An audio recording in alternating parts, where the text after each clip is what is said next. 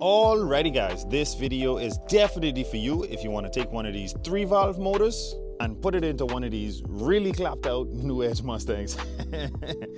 Now you guys might be wondering, how am I going to get this 3-valve motor to run in a New Edge Mustang? So before we get into that, this is actually a 4-valve motor that I had into that Mustang, and if you notice, it has its own wiring, its own everything.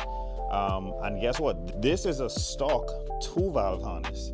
You can get a stock 2-valve computer and harness to work with a 4-valve motor and also work with a 3-valve motor. But there's one thing specific to the 3-valve motor that you have to do for the 2-valve ECU to work with it. First, you need to pull off your valve cover. Set that to the side. Then you need to do a lockout. Now, the lockout process of this I've already done. And I'm sorry for the lighting. It's really dark in the back here at the shop. You need to take this bolt out. You need to disassemble the cam phases so that they don't move. And then there's this locking key you gotta put in there. That part of it, you can find that video anywhere on YouTube. This part of it is the real kicker for putting one of these 3-valve motors to work in your New Edge Mustang with the 2-valve ECU. If you notice, there's 4 points that really look equal to one another. So 1, 2, 3, and 4. I know you can barely see that one.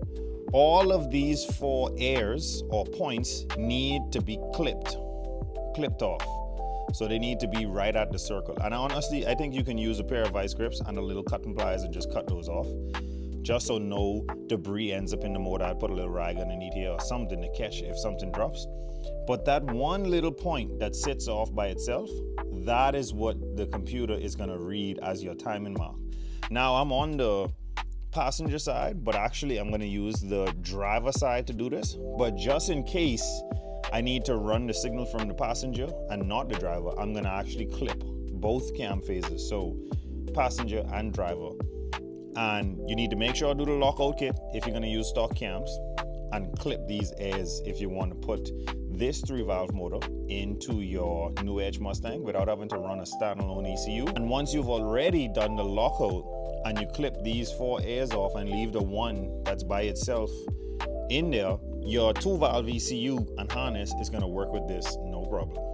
If you guys enjoyed that little tip right there about swapping a 3-valve motor into your New Edge Mustang, make sure to subscribe and hit that like button for more videos just like this.